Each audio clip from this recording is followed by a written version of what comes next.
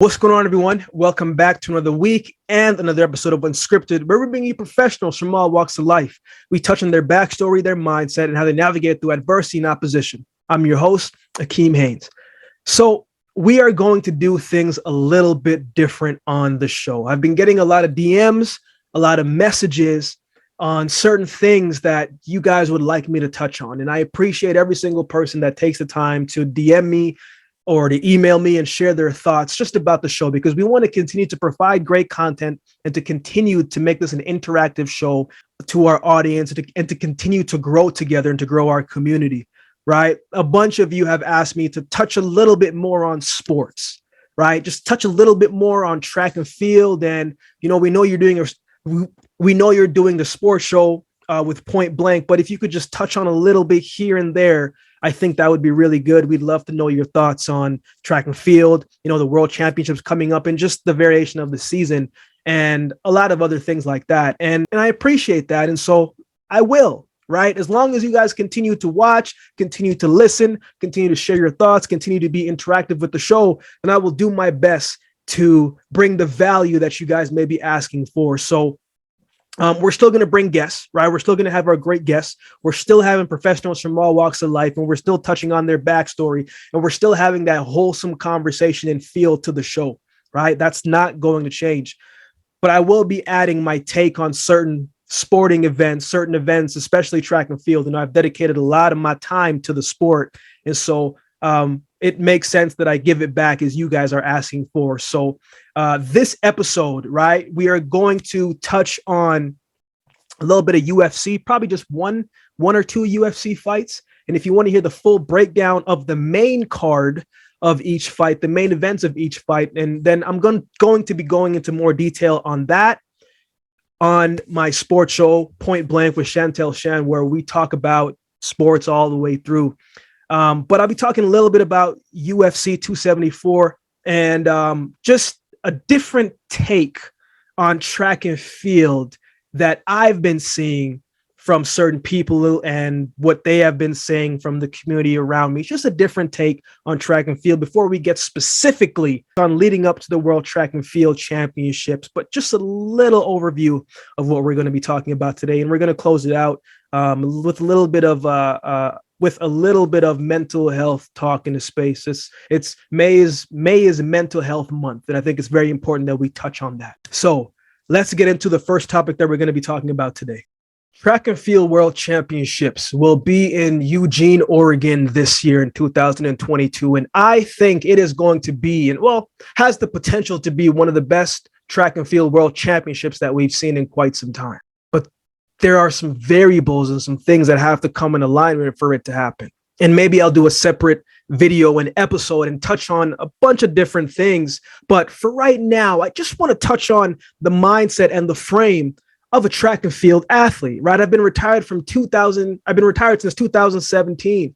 And even though I'm retired from the sport, I still work with a bunch of these elite athletes in different fields. So while I may not physically be on the track, my eyes and ears are still low to the ground. And it's always interesting to me when I have certain conversations with people and they bring up the sport of track and field and they say, man, why is this person running so well this moment? And then the next moment, they're not running so fast. It's like, what's happening? Isn't it the same distance? Right? Literally, this was a conversation that I was having the other day, and I just sat and listened. And I'm thinking to myself, it's not as easy as you think. Like, it's not as easy as you are making it sound like it should be. Track and field is one of the hardest sports that I have ever done in my life, and I've been a dual sport athlete my whole life. It's the hardest sport I've ever done. And for the people who are not necessarily privy to track and field, right? We see it when the football side, like we saw it when DK Metcalf came and he ran the 100 meters at California. And we saw all of the people who did not know a thing about track and field. They came on board, right? And they were saying all of these different things. And they were talking about his weight. They were talking about his size. But if you know track and field, there are people who are DK size running fast.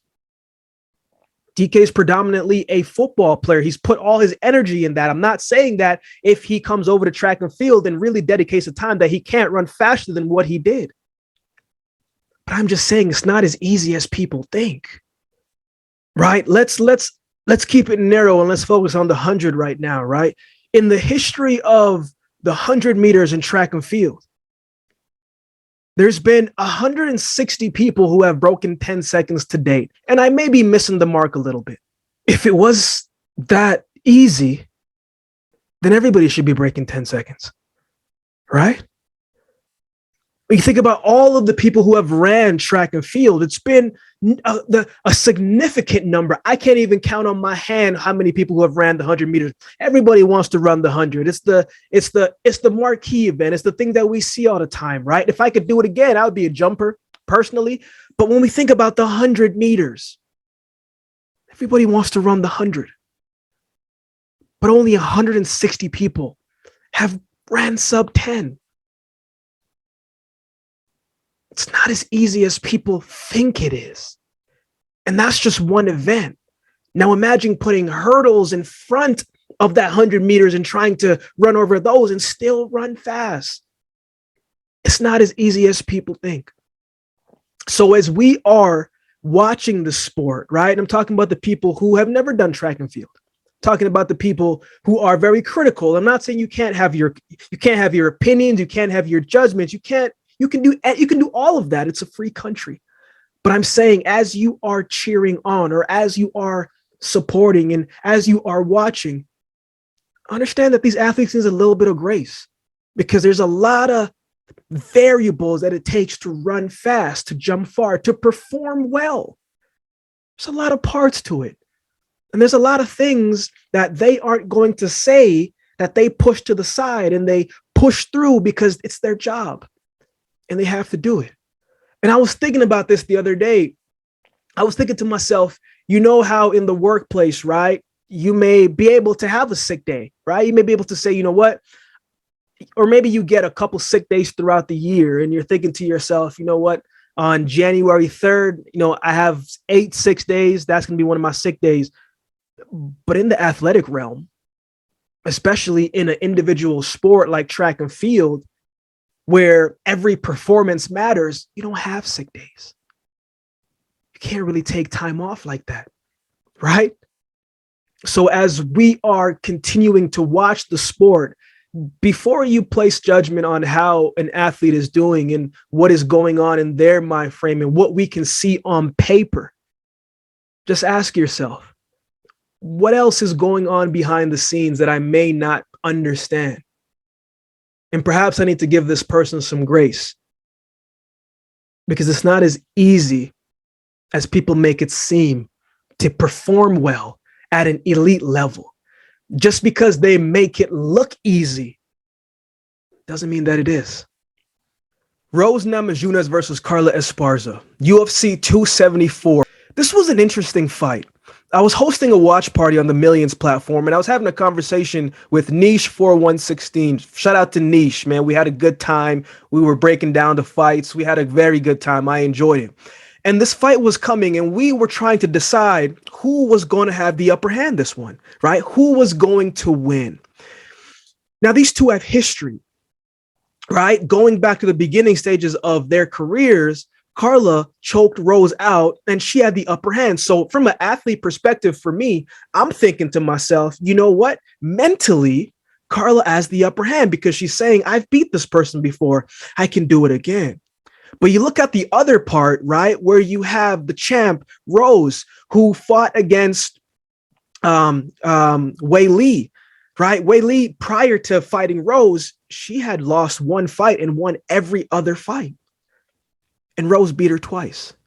And so I felt like this was a different Rose. I felt like going into this fight, as we were talking about on the Millions platform, was I felt like if this fight was an upright fight, I would have to expect that Rose would have the upper hand. I was watching some of her movements when she was training, watching the embedded stuff that the UFC does. And I was watching her strike and she's precise and her timing is right.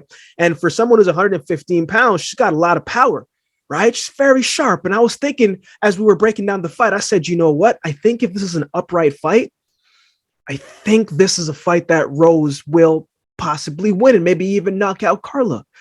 But on the other hand, I said, I have a feeling that Carla's going to be able to take her down. And if she can take her down, then she will have the upper hand. And as the fight started to play out, it was nothing that we expected. If you were a spectator or an analyst or whomever the case may be, as people watching combat sports, we didn't think that the fight was going to go like this. We didn't think that the fight was going to be a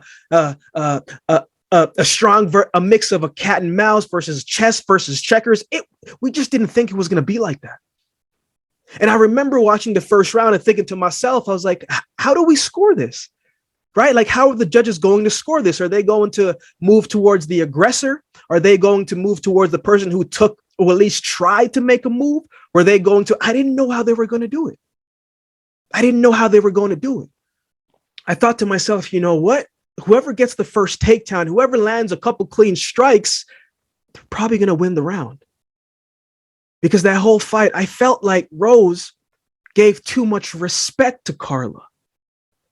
And I thought the whole two in the ring, I thought they were showing way too much respect for each other. And sometimes when you're in a position where, you know, it's pressure and you're not sure what to do and you don't want to make a mistake and you want to be perfect and you want to make the right move, you don't want to make the wrong move, that sometimes when you don't want to make the wrong move, you end up not making a move. And I felt like that's what we saw.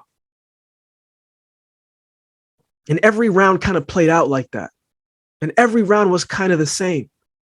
But there was a round where Carla started taking a little bit of a risk. It wasn't a lot, but it was enough to get the points. Yeah, she landed a takedown, but Rose got right back up. She landed another takedown, but Rose got right back up. But we have to judge it on something. We have to judge it on something. And so I was watching some of the post-fight stuff, and Rose felt like she won the fight. And I'm thinking to myself, but how? You landed maybe one or two strikes, but you didn't do anything to say that she won the fight. At least Carla took a risk and tried to do something. I don't know what happens next. We're probably not going to see a rematch. So I don't know what's going to happen next. But I want to ask you, what would you like to see happen next? What was the thoughts of it on your fight? And if you thought that this fight was going to play out like how it did play out, you are crazy. Because this was a fight that none of us thought it was going to go like this. Michael Chandler and Tony Ferguson. I got the makings that this was going to be a good fight, right? Like, Michael Chandler has never had a boring fight. He's always going to give you something of not only entertainment value, but he's going to give you his heart. He's going to get up every single time that he's knocked down. As long as he is breathing, as long as he's able to get back up, he is going to get back up and he is going to push forward. He's going to bring it. He's going to fight. Tony Ferguson, you know, I was saying before as I was hosting the watch party on Millions, I was saying like these two are coming in both with great resumes, but they're coming in both of them with losses in their past couple fights. And it's not a good feeling from a psychological standpoint when you may be a crowd favorite, but you've lost your recent fights. That attacks an athlete on the inside, right? And no matter how much confidence that you may have, because you do have to have that level of confidence where you don't believe that you can lose a fight, even if you have lost the fight, you have to carry that, right? But if it happens again and again and again and again, you just start to get defeated a little bit. You start to think about, what is the problem? What am I not doing right? And in this fight, in this matchup, I thought Tony Ferguson, I thought he was doing really well at the beginning, right? The first 2 minutes, he was coming out, he was moving, he was sharp. I'm thinking to myself, man, this looks like the guy who at one point was on an 8-fight win streak, right? He was patient, he was sharp, right? He wasn't rushing anything, he wasn't forcing anything, he was taking what Chandler gave him. But the interesting turn of events happened in this fight when Chandler took him down, and then you start to see things change. The momentum changed, the energy distribution changed, the confidence of Chandler changed, the elbows that he hit, because at the beginning, Chandler was cut. And I'm thinking to myself, oh, this is not looking too good. But when he changed levels and he took Ferguson down and he landed the elbow, and now we had a fight because now they were both bleeding. Now it's just not about a physical fight. It's who has the heart, who has the will, who has the wherewithal to outlast the storm, who can keep pushing forward. Now, the second round came out and everything changed at the drop of a hat. You know, I've always heard in boxing when people say, you know, especially in life, it's the hits that you don't see that hurt and hit the hardest. But the kick that Chandler gave Ferguson, oh, he saw it coming. But there's nothing that he could do. It happened so quickly.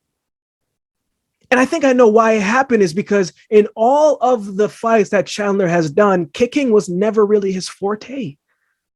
You knew he was going to come out swinging. You knew he was going to take you down if he could, but you knew a lot of times that the kick isn't something that you should be worried about.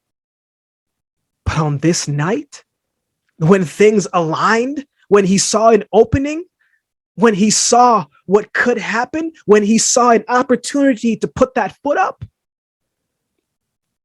And even though Ferguson saw it coming, it was too late because it was so quick. It happened in an instant that there was nothing that he could do about it.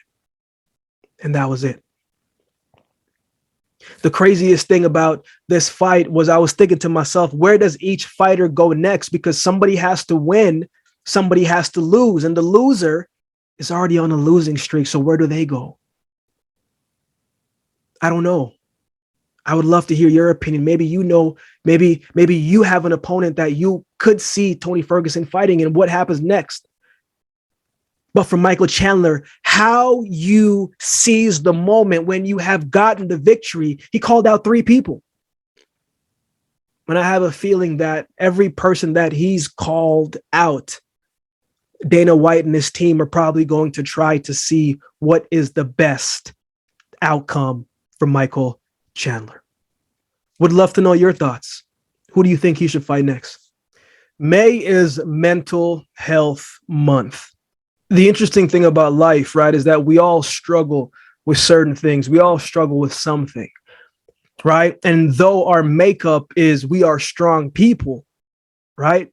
We can push through and endure a lot of things in life. It still doesn't mean that we're superhuman beings. So I don't know what Mental Health Month means to you. And I got to be honest, I don't even know if I've really considered more focus on this month per se, because I've always been just taught to just push through. I've always just pushed through, right? And I never really gave my mental space really much thought. Even when I wasn't in a good mental space, I still pushed through. Even when I still pushed through. Regardless of the case may be, the outcome was I was going to push through. And so one of the things that I've done differently in this season of my life is I've been more honest with myself. It's been a very challenging season in many different ways, as it has been for you, right? Dealing with the pandemic, coming out of the pandemic, and maybe transitioning into something, and maybe just trying to figure some things out, or maybe you are restarting anew in certain areas. It's tough. It's challenging. It can be a lot. And I think one of the best ways how we can acknowledge our mental health and especially make a change in that capacity is knowing when we are tired and acknowledging it. Knowing when we are frustrated and acknowledging it. Knowing when we are annoyed and not sure what is going to come next and acknowledging it rather than just pushing it aside. Because whatever we push aside gets suppressed and we become bitter, and it creates something inside of us because we don't know how to cope and to deal with certain emotions. But we have to deal with it. If we can understand how we feel, if we can understand the core root of how we got to this feeling, then we can find a solution on how to start the process of fixing it. I say the process, I'm not saying fixing it right away, because there is a process and steps that it takes to solve a problem.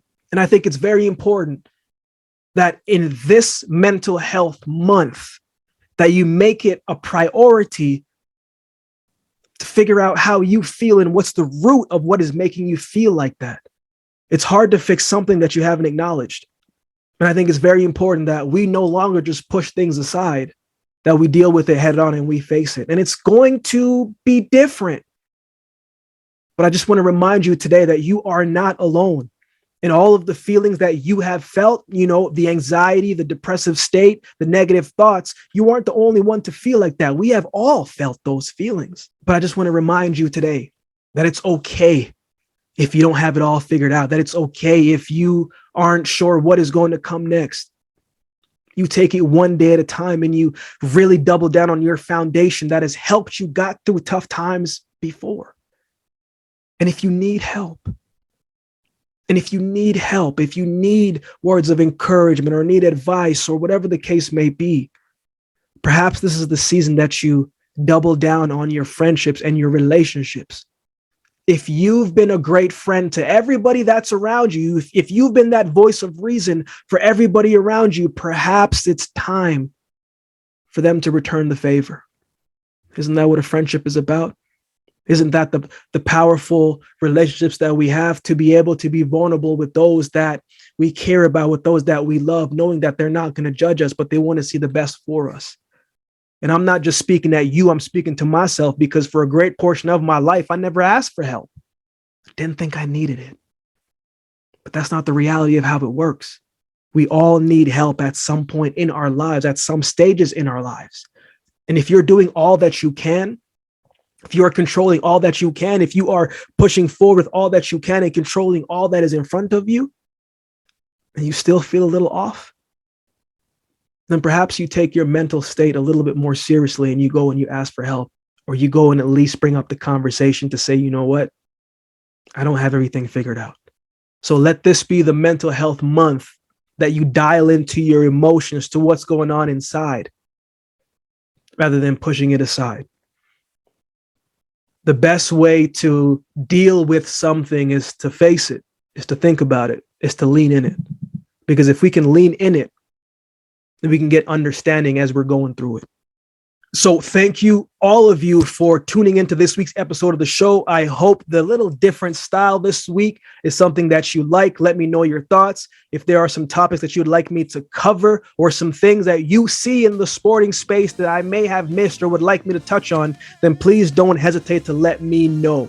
If you are watching this on YouTube, then also subscribe to the audio side of the show. If you are listening to this on your favorite audio platform, then do us a favor and subscribe to the YouTube channel, where you can check out the visual episode as well too. And before we go, do us a huge favor. Head to Apple Podcasts, Apple iTunes, leave a rating and review of the show. This truly goes a long way, and I mean truly goes a long way in moving the podcast forward. If you have 5 minutes on your hand, please do us that huge favor. It literally takes maybe a minute max, right? Leave a rating and review of the show. We want to be able to continue pushing this show forward. So we'll see you next week.